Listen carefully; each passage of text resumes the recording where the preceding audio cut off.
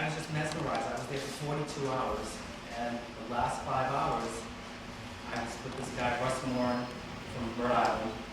I was just mesmerized, because when I was dancing at the same, our crowd always hung around 2 o'clock, 3 o'clock on the dance floor, and I never ventured over to 10, 11. And I ventured over sooner. I probably started flying soon, but it just caught my eye, and I was just mesmerized, and I just, for me, if I know you, then I talk forever. If not, I tend to hide back and just listen and not watch. But when I'm flagging, it's just an expression and an extension of myself. And I just find it so beautiful when people flag. And I just love dance. Flagging comes second to dance. But it's very close. And if I can do both at the same time, I just feel it adds an excitement to the air. It adds excitement to whatever atmosphere you're in. And people just sit there and watch for hours, because whether they're in a hole or you're in a flag hole yourself, you're creating this magic. To me, it's just, I love being in the light when I'm flagging. If I'm not flagging, then I'm sort of in the dark.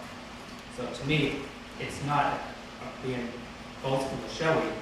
It's like, isn't this just beautiful? We should all just enjoy this together. So that's just, to me, it's totally different how I am without the flags and how I am with the flags.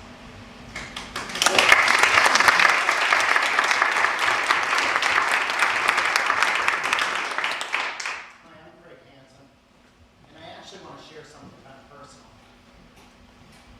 For many years, I felt self-conscious, low self-esteem, all of that. When I started flagging and through learning it through all the years, knowing the people that I know, I found something in flagging. It brought me to self-awareness, and I don't think I ever had that in my life. It took me 40 years to get there. And flagging definitely had a major part to do with that. It got me to a point now where I'm comfortable with myself, comfortable in my own body, comfortable with other people. I never was a dancer, never got out on the dance floor. Now you can't get me off it. And as far as what people might think of me as a flagger or flagging at all, sure, I think everyone's heard a comment made at some point about it's girly looking or fazzy or what have you. Now I can be out there, I can hear a comment like that, and it goes right over. That's the type of comment that used to scare the hell out of me and make me call it a rock. And it kind of gave me this, excuse the expression, I just don't give a fuck attitude anymore, where I don't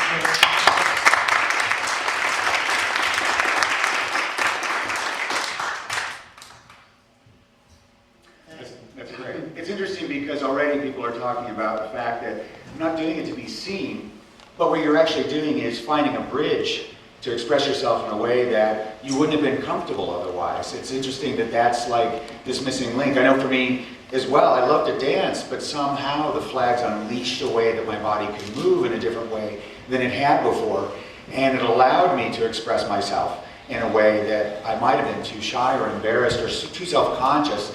It's interesting too, because when you're feeling that, yeah, you don't care, what people think.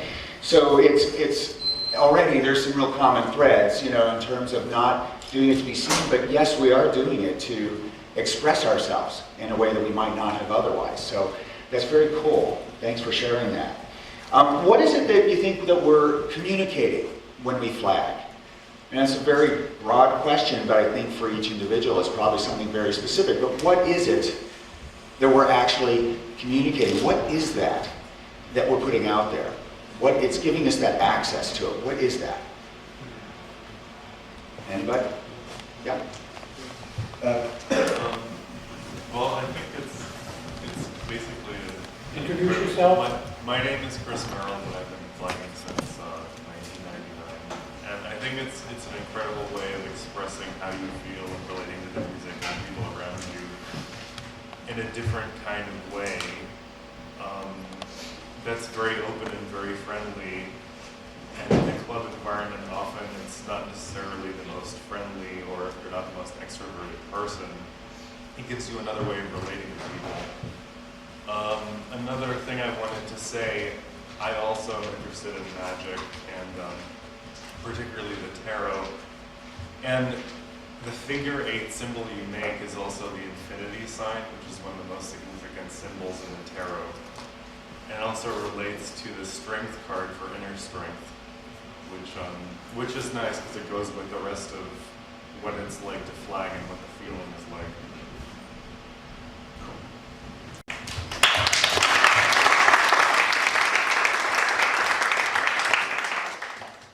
Hi guys, I'm Mikkel from New York City. I think one way flagging it provides communication for, in my experience, the non-movers, the ones who never get on to the dance floor. If they have an extension, if they can, a subconscious extension for that. I wanted to share from the last question. I feel like I'm spreading the word to the young with flagging because I'm involved in this very interesting job on the weekends with Deb's Family Disco. Deb Wasser provides at Club Babalu an afternoon for families and children to come and disco dance. And I'm like, let me introduce flagging and be in the background, just provide the visual. And what's happening is these 4, 5, 6, 10-year-olds line up. They want to move the fabric, or the scarves as they call them. Can I move the scarves? So they line up and they just do single back, and I give them 10 seconds on their own. I get them started, and they're just like, the beginners, trying to, hitting other kids, but then they line up, and soon enough, I'm like there an hour, giving them another chance to wave the scarves. So it's just another way for, going back to your now question, it's a means of expression, it's a means of, like, even seeing the kids and the families, just seeing this fabric being just like, it's magic. It's just a means of stepping into magic, with the colors and all, it's just it's an enormous new movement, I think, in expression. Great. And along those lines, I learned in '97, God bless Canada for that moment, and it was a separate thing. It was a gay thing for me. It was done all over the circuit party. It was being on the stage. It was getting attention. And then I would go back to my job teaching special education students, and totally separate worlds. Then one day I decided, these kids are driving me crazy. I'm going to put on some black lights in the classroom, and we're going to have some fun. And studying years and years of brain, post-traumatic stress disorders, you got attention deficit hyperactive disorders, abused kids, severely abused. You put those flags in some of those kids' hands, and it's magic. Along the lines of dance therapy, it can integrate the right and left brain hemispheres. So I think there's going to be an amazing future in the healing art of flagging and fanning. And for your nieces and nephews, create little baby flags, and some of them will love it, and some of them will smack each other with it, but some of them will maybe do it for the rest of their lives. So make kid flags.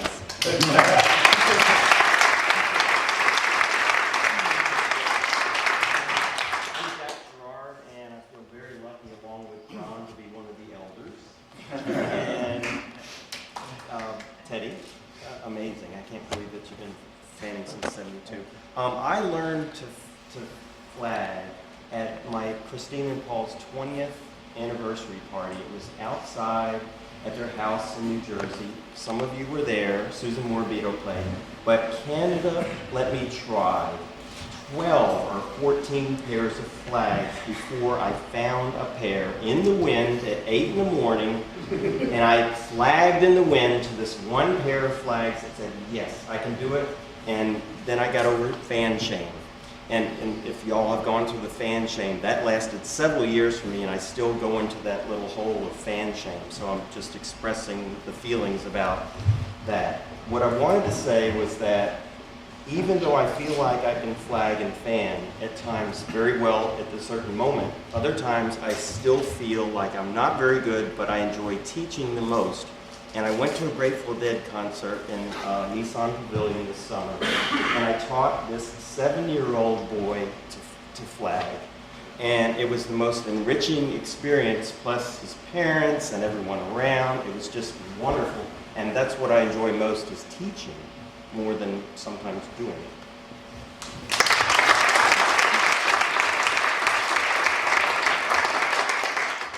One of the things I'm hearing is that each and every person has a powerful experience with flagging. They actually move, whether it's teaching or doing it yourself.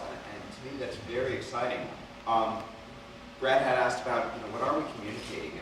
And I'd like to, some of you who've been to my workshops before, and there is a difference between the workshops that I do and the technique. I mean, they are workshops being more exploratory and technique being a little bit more clear and structured. But in some of the workshops, what we examine is different ways of moving. If you're used to one way of flagging, so much comes out of it, and you do that for a period of time, you reach a point where it becomes comfortable. You're used to it, and you want to try something new. And I think what I like to put out there, and certainly in the groups that we're going to be having today, we are going to open it up to what you would like to explore and what you would like to learn from each of the panelists up here. But explore what other movements you can do with flagging.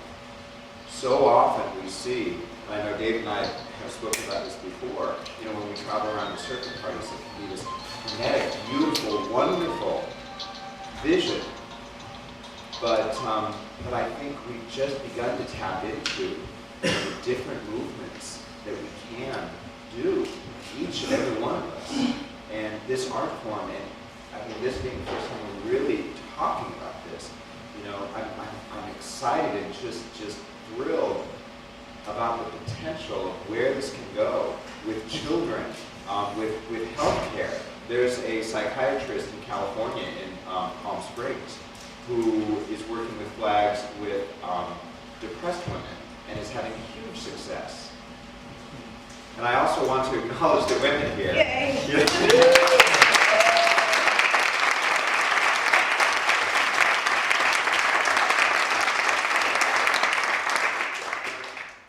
But the diversity of what can come out of this, whether we're performing for a corporate event or whether we're enjoying in our room the meditative aspects of this, I think the things that we can communicate are limitless. Well, it's interesting, to me too, as I'm just sort of listening to, magnificent stories too. It's like, that's so enriching to me. And I look at all of this and I see all of the things that we really have in common. I'm hearing different experiences, different ways that we started. Some of us prefer to observe, some of us prefer to perform in a bubble really of, just an inward performance. Some people see it much more as a performance art. So there's different ways of expressing it, but what's been interesting for me to see over these years is that as much as we have in common, we have a lot of divisiveness within the community. People feel very strong and passionate about their way of doing it or their experience, and there's a lot of I would say, judgment as far as what is right and what is the way to do it. And I guess so the question I really want to ask is, why are we so divisive as a community that we're clearly a part of? We're a community of outsiders, really, and yet we often have trouble finding that common thread. What is that about for any of you specifically? Where do you feel that comes from? Anybody? Divisive? I'm sorry, I'm stupid on big words. Well, in terms of the fact that, okay, we've all come together really well here, and yet there's also been times in the past where people have had words or thoughts about other people in the community and how they express it. I have this discussion with my boyfriend, heated discussions at dinner every night over historical fan dancing. When I started fan dancing, like with you, John, back then, by the way, the window pane's fabulous. I wouldn't know what you're talking about. I preferred 3 letters, MBA. No, when I started fan dancing, it was very territorial. Okay, especially in a club. at 12 West, there was 2 of us. And one fan dancer was on that side of the room, and I was on this side of the room. Don't you come to my side. And it's wonderful how it's evolved today that everybody could do this, and it isn't territorial anymore. But even in San Francisco, where I thought it was a much bigger presence of fan dancers, they had a club out there, I believe, called the Fan Club at the Trocadero, where they all danced on a stage. And you didn't get up on that stage unless you were in that club. So it's evolved from something that's been very territorial to something that's become each of our own to do freely. And I think that's a really beautiful thing, and I applaud this community for bringing that back to that level, because that's where it should be. So it is a wonderful Well, I certainly agree with you there too. Yeah. I think with regard to the question about why it can be divisive, is whenever you have a powerful thing, in much the same way religion itself is powerful and still divisive, is because because you derive a sense of power from this, what you've discovered in yourself. And you perhaps derive a sense of stronger self-esteem through your ability to expand upon yourself, to become more creative. And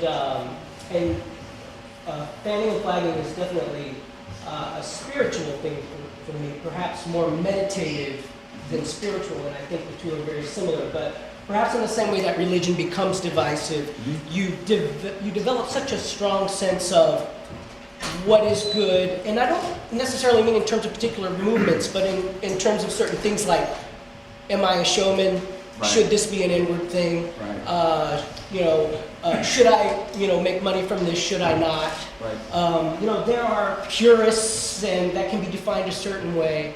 And I am definitely very glad, as Ted has said, that it has become, I guess, the overall opinions have become we've become a lot more open-minded, I think. And the divisiveness, I don't think really has any place here. Fanning and flagging for me has always been something where you bring your own, it's your own thing, and it's not something which anyone can put any sort of judgments on. But it's powerful, so when, it can become divisive also because you begin to form certain, and depending on who taught you, Right. may have taught you the divisiveness, and that has definitely been a strong part of fanning and flagging for me. I was taught, and there were lots of rules, and a lot of the rules had to do with etiquette, and holding up the flags in a certain way, always asking first, being very conscious of your space, so that we can all enjoy this with a certain sense of safety and that sort And of ritual as well. Ritual, The absolutely. ritual is such a beautiful part of it. Absolutely. But it also, sometimes rules can become dogma. Yes. If it can be it, taken too far. right. Yeah. If there's a sense of what's right and what's wrong. Right. No, that's not right. Yeah. See. Yeah.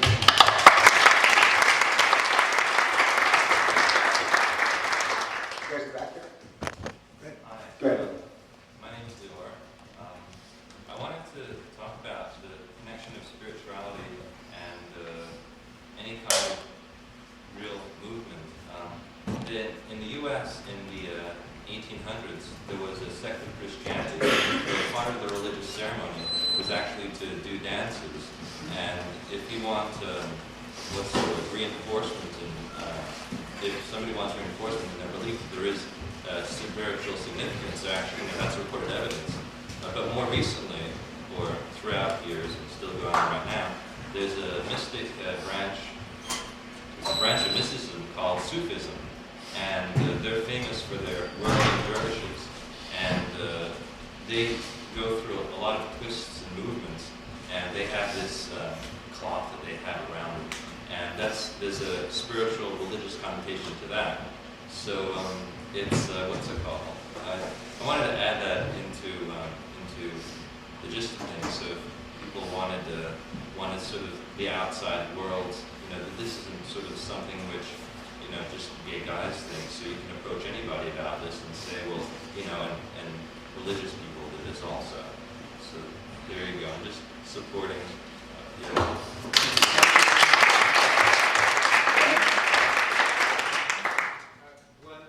Flagging since 2001. Ran my flag branding. Flagging is you're expressing your personality. It's an art form. You're always going to have divisiveness. What does this piece of art mean to you? What do the gates in the park mean to you? Is it a piece of art? Are they just hanging curtains? You're always going to have that. And it's just as long as we tolerate each person's personal choice, space, personality.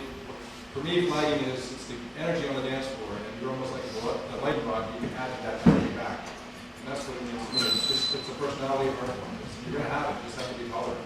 So yeah, you're saying tolerance, respect, for a person's a way of expression. It's just a way for us to be able to not have that divisiveness, but to still feel connected. Yeah, exactly. Cool. Hi, yeah, Ken, golf. And boy, do I feel old. Not mention old. Well, I did dance at Stonewall way back when, and I danced at a few clubs since then, but I never made the team. It wasn't comfortable for me. I hate loud music and flashing lights, so dancing's kind of tough on a guy like that.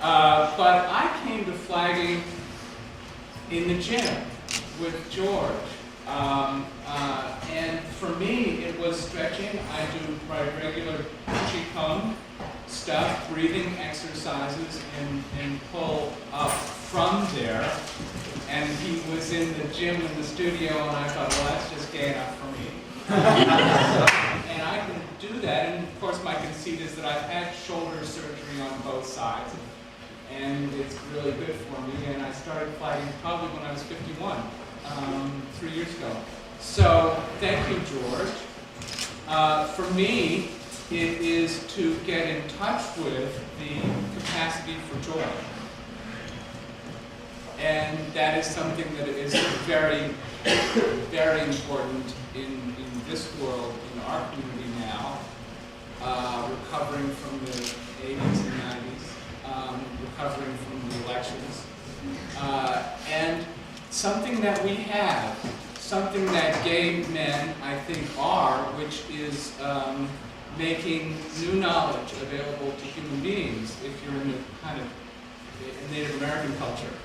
We bring things in, we create, and we hopefully invite them into that.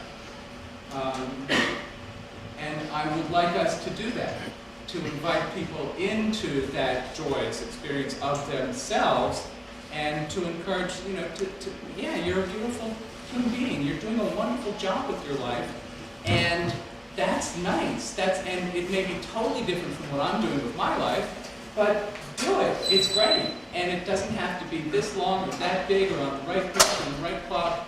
That's the stuff that gets in the way. But I think ultimately for me, it's remembering and bringing joy into the world and happiness.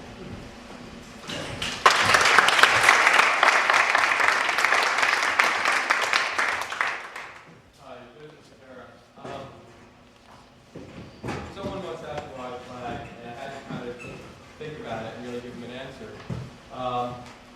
What I eventually came up with is that I don't watch tennis and I don't watch golf. And the reason is I have to be a spectator. And even when I'm on the dance floor, I don't like just being on the dance floor. I need to do something. And a friend of mine in Philadelphia plays castanets. Well, he's been asked not to play them in the club because somebody finds them distracting. But for me, flags are an instrument. But they don't make noise. But it's an extension of the music. It's the next extension. I didn't write it, I didn't arrange it, I don't play it, but I can express it, and I can express it very visually. So I enjoy that. And Warren, Randy, don't stop.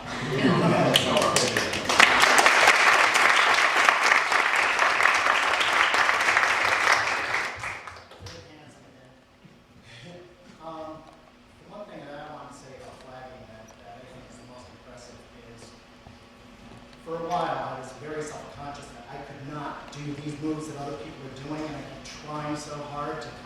women wanting to look like certain people because they were just so amazing to watch.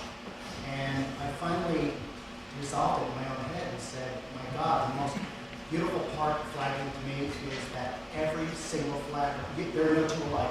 The individuality of each person is so amazing, you wouldn't want two people to be alike. And what I love is just watching what I believe is people's inner selves coming out in their expression of flagging. It's just amazing. It's just the most beautiful thing to see. So now I can appreciate all these beautiful moves and the way people flag, and I'm not as into having to do it the way they do it. And I'm much more also proud of the way I flag. I will always keep learning, and I'm looking forward to it. But it's now I really appreciate it that much more when I resolve that in my own head.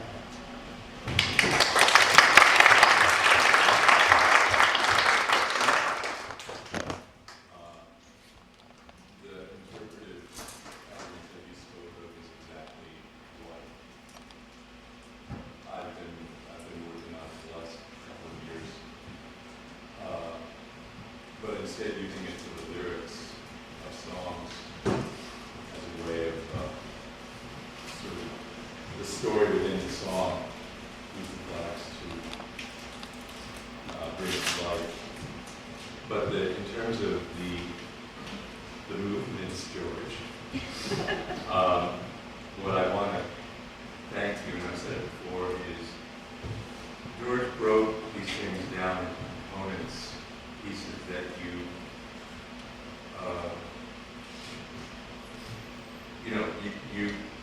learn them in such a clear way that technique, after a while, is sort of there.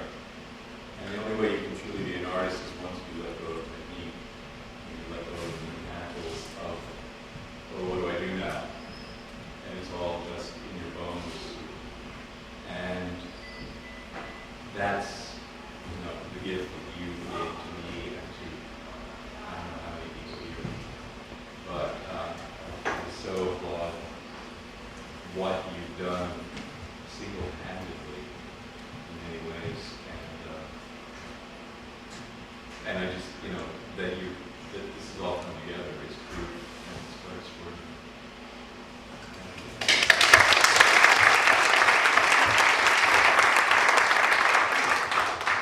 Hi, Marguerite Amanto.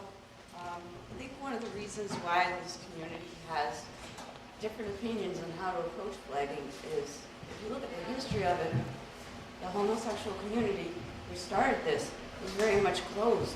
And as we've moved as a society throughout the years, not only has the street world accepted homosexuality more, but now homosexuals are reaching out to everyone else. Change threatens people. When you're accepted into a tribe, we're using words like tribe and community and family, when you're accepted into that, you want to not offend anybody. And as you grow, you learn that you can be open-minded, you can accept people. I have not encountered one moment of prejudice in my whole 2 years of flagging. I started watching these two guys in love on a dance floor with the commitment ceremony. Really showed up at the time. I wanted to be able to express myself like that. I know I had it in me. I saw it in me. I was like, oh man. A year later, I finally learned how to flag. Thank you. But I think it's just being able to go out there and express yourself with people who are still threatened by change, and maybe they're not comfortable with their own feelings, or maybe they're afraid they're going to be rejected. They're not. This is open now. I feel it. So I want to thank you all for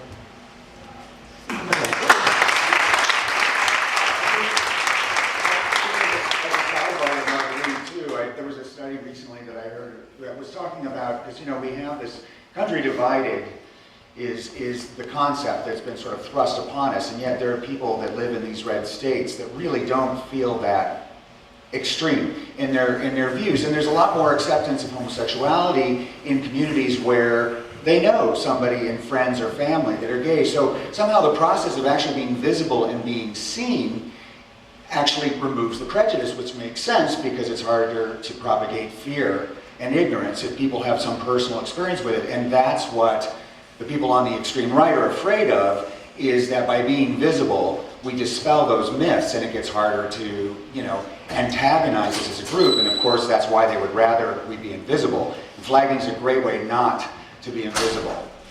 So it's a very cool side effect of that. Kind of touch on that. It's funny.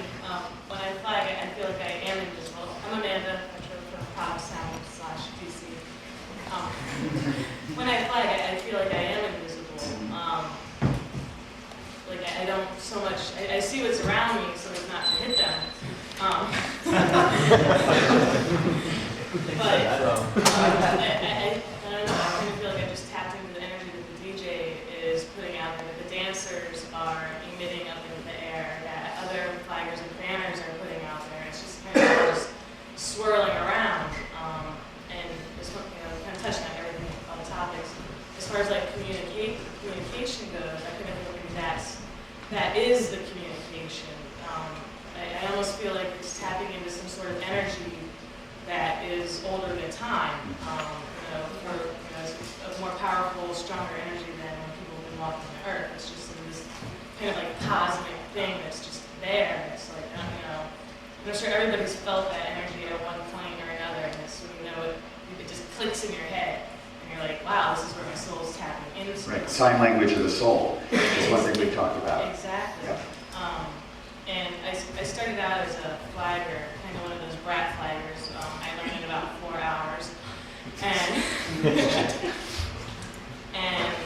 my first big family party was when I learned Kovas party, and Jack had actually let me dive into his fan bag, and I refused to put them down the entire first of the night.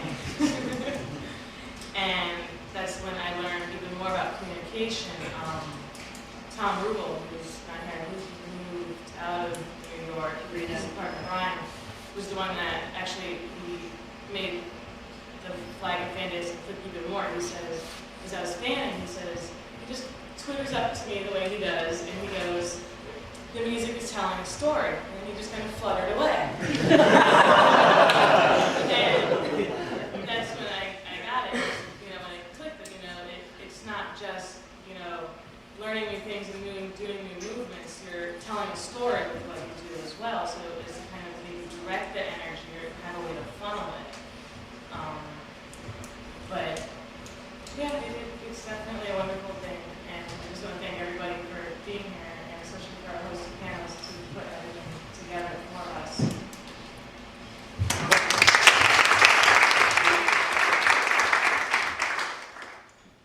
So this is all kind of been said. I'm good at summarizing things. So little bits of things that everybody has said. Starting with the whirling dervish. The aspect there that we haven't really said is that it's a very healing energy. The circular motion, our whole universe circles. It's all spinning. And some people feel that spinning one way repels energy and spinning another brings it in. So here we are, we're spinning energy around, we're spinning metal or different things around our energy fields, which extends out past here, it extends out, and we're moving it, and we're moving things around us, and the energy around flaggers and banners just moves when people pick up this energy. When they tap into their own spirit and into the power of being within themselves, when they go in, as John was saying, when they're inside of themselves and they're experiencing that is spirit. It is simple, true being. Now, when you start talking about it, you put it down on paper, you solve it. Now you're talking religion. Spirit is an experiential thing. Religion has rules and rituals and what to do and what not to do. And then now all of a sudden you have somebody's idea of what should be done. And therein lies power.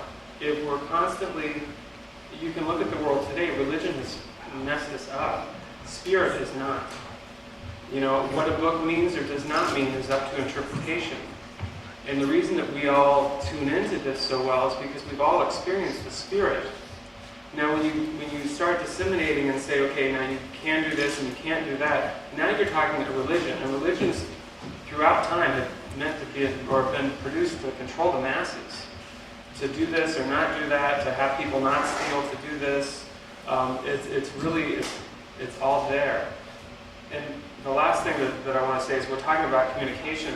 We're in our communication chakra with our hands. We're constantly communicating. When we flag, we're using our hands. Some people might be able to do it with their feet. I've seen it. But our communication chakra is right here. So what we're saying with this communication is a very spiritual message of being in the now. And everybody can get lost in being with somebody as they fan or flag by just simply tuning in visually, which is 90% of what's going in our brain anyways.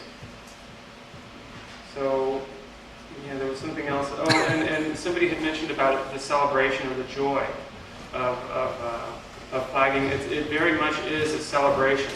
To be in the moment is a celebrating. We are celebrating as a community and healing as a community. The flags are very healing. You know, you're spreading this energy. My experience growing up gay, and I'm sure many of you too, was feeling so isolated and alone, and to break out of that and come into my true being, flagging was a big part of. It helped heal me as the culture creators and the healers of the world. As Christian was saying, we're doing it beautifully. And it starts with the group and it moves out. Now, people say that, also I've heard that this is a gay thing. This is not a gay thing. Flagging, fanning actually, has been going on much longer than flagging. And it's been going on, the dates go back to, Ming dynasties. There were fans that were used in rituals and weapons. The Spanish, when I was in Spain, I met some people that did something that was kind of more like what Patrick does with sticks and flags or fabric, and a stick on either side. It's kind of like a fan without the spines in the middle. And they would spin, and have been doing that for a long time. That's just a version of fanning. So though this is redeveloped in I've heard a lot of postulation whether it came from something in the 50s or like a fan, somebody was moving fans, oh, I can do that in the 50s. If it's gone back a little further to this is a gay thing, or this started at the Trocadero or the Studio 54. This is something that's been around a long time that we are embellishing, and it's time now to heal. We are in a place where we need a lot of healing, and it's a symptom of our society. Christian. Yeah, I just wanted to expand a little bit on the healing aspects of it. My partner Marcus and I do retreats, and we do flagging as a component of every single retreat. And so I can vouch from a personal perspective as to the healing effects of that. I also speak at universities and colleges, and the last probably year or so, I've ended every lecture by flagging. And Xavier was talking about the energy vortex that's created when we flag. So depending on the crowd and the audience, how open they are to it, sometimes I'll tell the Rumi story and invite them to send into that vortex any energy that needs to be healed, any trauma, any crap, anything that's in them, to send it in there and allow that to be transmuted by the motion of the flagging. And you'd be surprised, people who have never seen it before, the kind of feedback that they give me and how deeply touched they are by that. And absolutely, it's not limited to queer people at all. John. I'm going back to one of the questions. I've always told my mother that gay men are here for two reasons: to criticize and to make things pretty. And rather than being divisive, I think we're working with people who are artistic. People who are artistic have strong personalities. And we're not necessarily divisive. We just have strong personalities. And have our own influence on things. So, because I have found it to be very people with personalities, but also very open, very warming, and very pretty.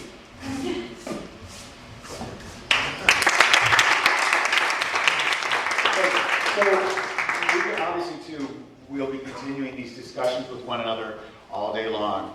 And but we're going to try and keep on with the schedule so that we can get in all the workshops and wonderful things that we have in store today. So I'm going to hand it over to David, who is going to make some announcements before we finish up. Great.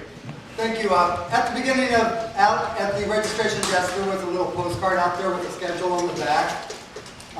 And you were given a star on your name tags. That star denotes what group you're in. All you really need to know is this. Red stars, you're going upstairs first for the tie-dye workshop. Blue stars, you're down here. George is going to start his workshop up down here, and then he'll turn it over to Larry. Once you're done with that workshop, you'll go upstairs to 301. And that group will come down here and repeat the process. Also, let's talk about this real quick. There's a fan movement workshop at 5 o'clock. For those of you who don't normally fan, this will be a perfect opportunity to learn some technique and to get that in. Very unintimidating because you're not in front of a bunch of people or anything else. Everyone's going to be learning. The dance tonight, 208 in there, Carlos Pagada, of course. You know it's going to be fabulous. They always are here. It's always a lot of fun. Always. The after party. Well, I'm going to tell you right now, our plans for the after party kind of fell through just very recently. I apologize for that. If you so desire, I know I'm not going to have the energy after 208 because this has been a long week. And it's going to be a long day. I would suggest going to the Roxy as a group. And while the Roxy is probably not the very best place, you can't tell me if 50 people show up with flags and are going to have space. Come on. You can make that space happen. And a group of us went, 2 months ago? A group of like 12 of us. People were very polite to us and gave us space and everything. It was great. Elmo's tomorrow for brunch from 11:30 to 1. You don't have to be there exactly at 11:30. I would appreciate it. Some of you showed up at 11:30. I know there were people who wanted to go to Christo's Gates for pictures. I think that would make a fabulous picture, is to have a big group of people flagging underneath those gates. And we can meet at the Columbus Circle entrance at 1:30 and go as a group there and take all the pictures you need. Andy, I want to thank Andy for allowing me to use this picture for his postcards. And I'll thank everyone else for just not giving me stuff for using your picture on the name tags. I just picked random pictures off the website and just put them on there. That'll be fun. Because that's how I am.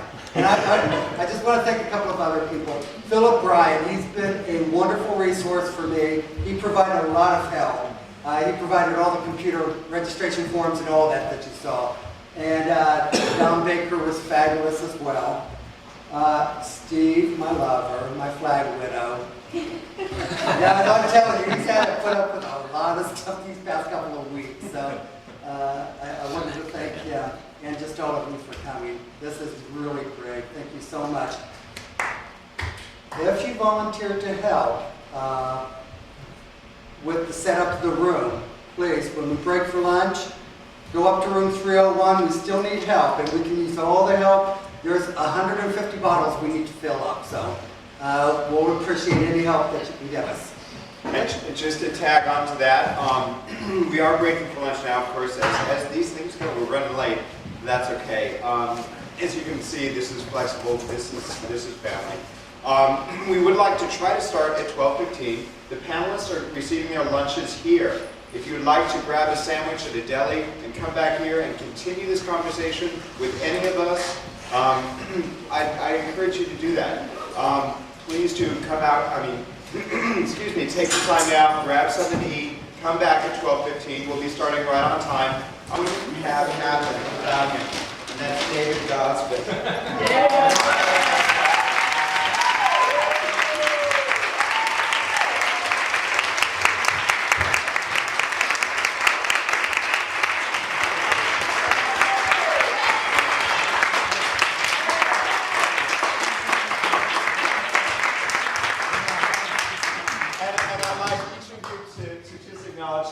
Because really, it is this man that made this day happen. And thank all the panelists, please, for their time.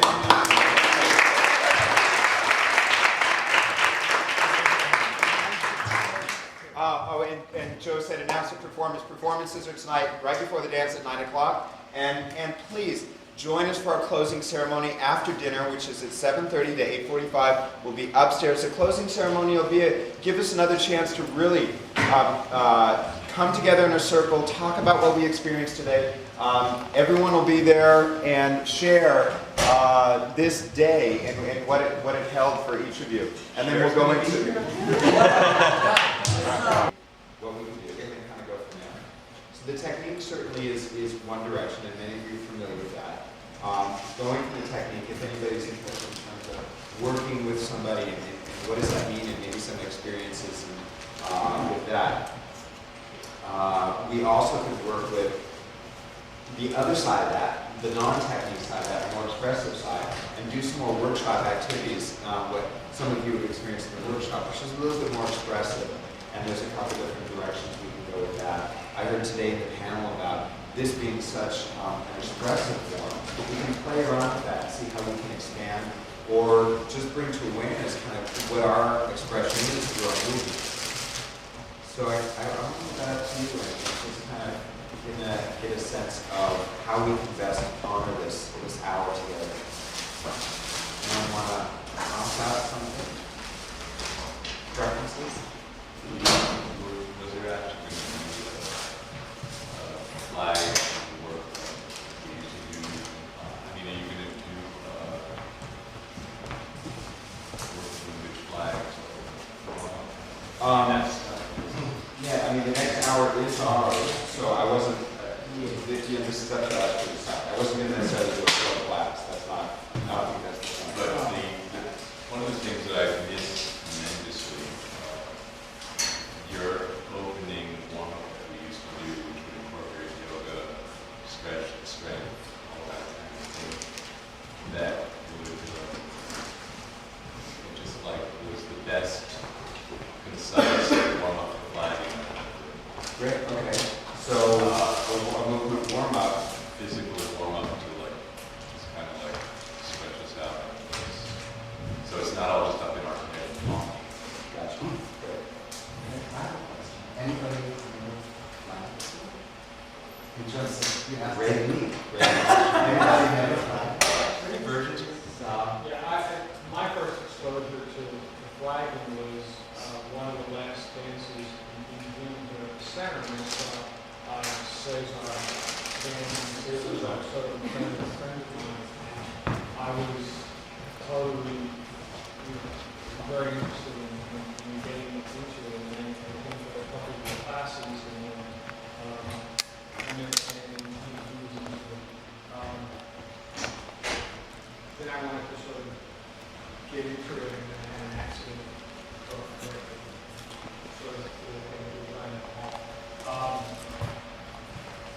I don't know that much about it, and so I'm starting from like the first step. Okay. So I guess I'm sort of the new boy on the block here. So Get him. It's nice to be able to feel that. it does. It makes me feel so like right off the pump and you know. Right. You're a new kid in town. So. Awesome. Well, thank you for being brave enough to be the new kid on the block, because I think we all know how tough that can be to be the new kid on the block. So hang in there. Hang in there, no matter what happens. There's always a new block. Good point. Good point. I think it's important to emphasize on in doing a movement, whether it's one movement or several movements, repetition. If you don't do it do it over and over, you can't graduate to the next thing. Because many times I try to do other things that everyone else was doing, and when I finally just stopped and concentrated on one movement, and then everybody was always giving me directions, and then Mikkel one day also just put it in simple form, just do something up this way, and I did it, and it's like, that was easy. I was like, oh, now I got it, and it was doing repetition that I was able to move, doing that one step. I guess what I'm talking about is structure, and that's something that I've always lacked. and I didn't have structure at the beginning because I was in and out of class, which was a lot of situations. But the structure I think is the most important part, even though you go into freestyle. If you don't have that basic structure, building block, you're not gonna get it. And to getting it, you have to continuously do that one thing over and over. Because if you don't, then you get bored and then you just drop the flags like I've done, and then come back and try to do it, get frustrated, drop them, come back. And just don't drop them, they're your best friends. Your structure. Okay. Anybody else? Yeah, I'm curious. I know there's like individual things to do, and there's kind of core ballet things to do. Are there couple things to do? Pair Great, routines yeah. that would integrate like two people's and their flags. Yeah. Yeah. I don't know. It'd be interesting to do that. It would. I'd love that for that. Yeah. Teach me. Okay. Most of the time, those things happen spontaneously when you're doing it. Right. It's just something that happens. One person will get down to their knees, and one person will be standing over them, and then you'll flag it together. That's right. And I think that's one thing that Warren's touching on is that, and the reason I opened up this group to everybody is that we do learn from each other. I mean, this hour that we have together is an opportunity to focus on something and learn from each other because we all bring so much to the table. So, Cesar. One exercise which you did when I did my second flying class was that people paired off and mimicked each other. I was with Andy and I was trying to mimic Andy, and then Andy would do everything I would do. And it broke it down from a whole group thing trying to all follow the same thing down to where you and I, me trying to follow you, and then you vice versa, which was a fun thing. I think that might be touch on what he might. Great. I think a lot of ideas. So I'm going to dive into it. I think I've got something in my head. We're actually going to start without flags and do a little experience warm-up. So if you all stand, let's make a circle. I think we're probably going to have to stand a little bit outside the poles. The poles are going to make it a little awkward. There's also distractions with things going on around us. What I ask of each of you is to try to let this be, give your attention to the center of the circle, to this, what's going on around us, and try not to let what's going on around us pull you away. Because it can be so easy with things like people speaking or videotaping or doors closing and opening. Honor this moment while we're together and see what comes of that. See what comes of being aware of that. So again, make sure everybody's in the circle. We're going to start with some music. And the other thing I wanted to mention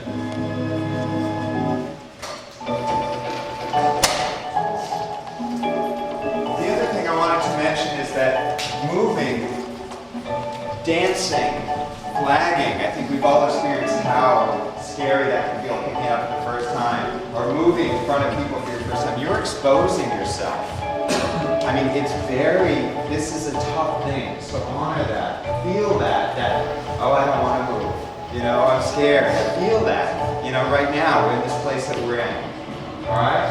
As I turn the music up, just let yourself move as you like in this space, in this circle. Retain the circle, facing in, and just let the beat fill your body, and let it begin to warm you up.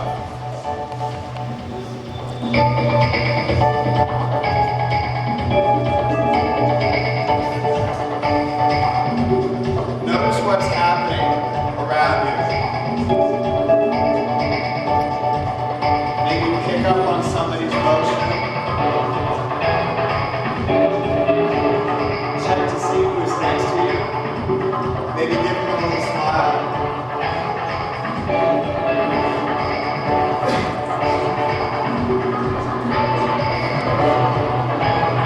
Notice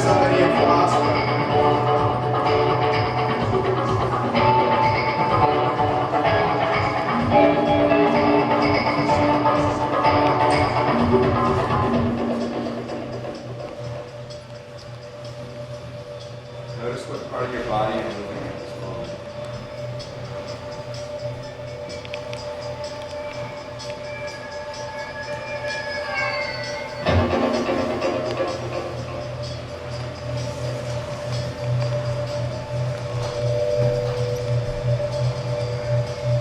And let's start out with our shoulders, just easy. Take your awareness into your shoulders. Do a dance with your shoulders, any dance that you like.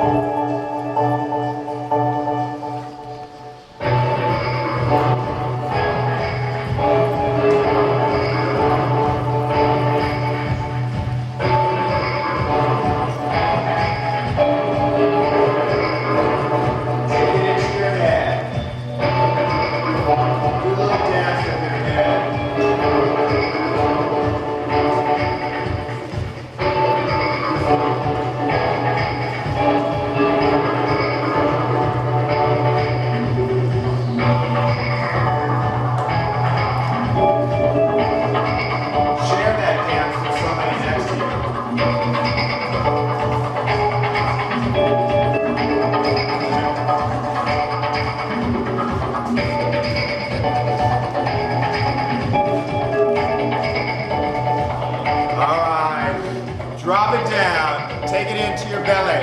Into your belly. What's a dance in your belly feel like?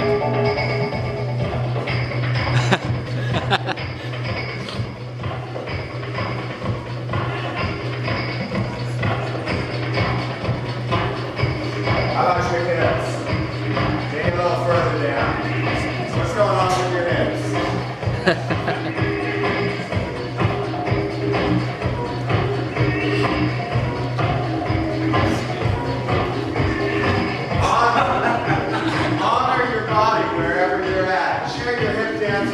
Across the circle for you.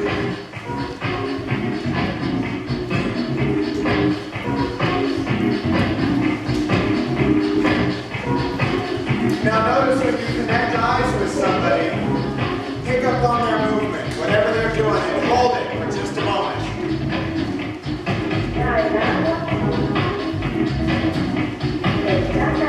Try to do the same movement that they are.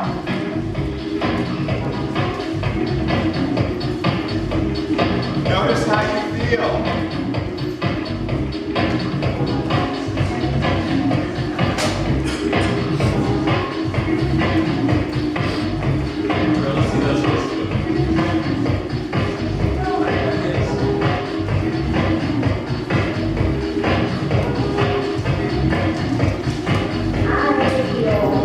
Drop her down. Take it to your feet. Do a little feet dance.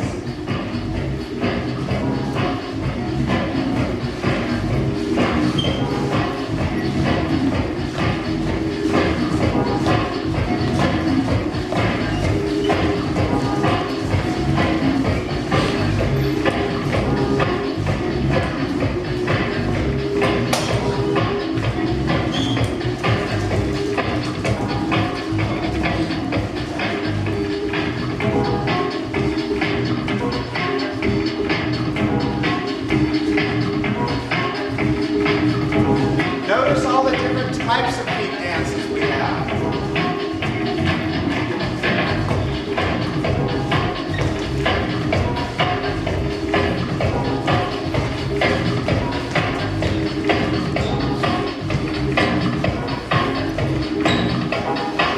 And lastly, bring it up, take it up into your hands. Hand dance.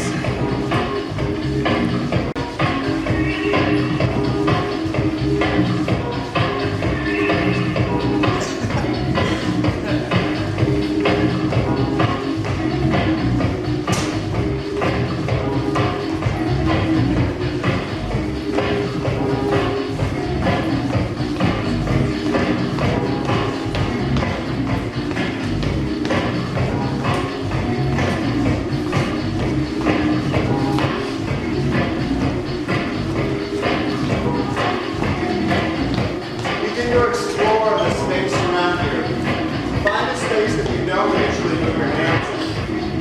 See how that feels.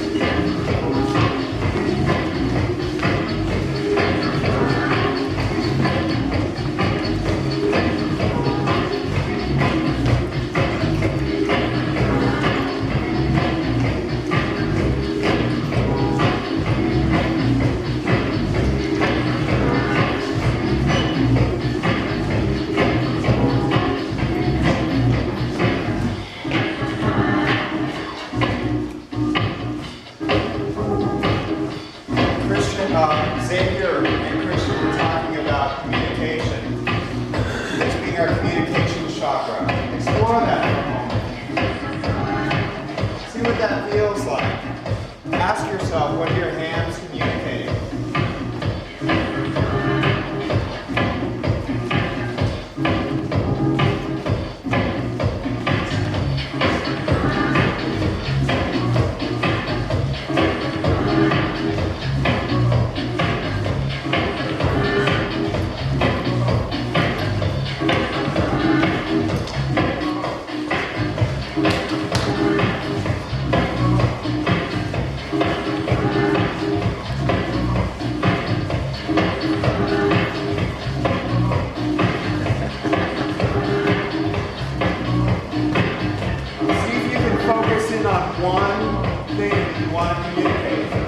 Share that with somebody next to you or across the circle.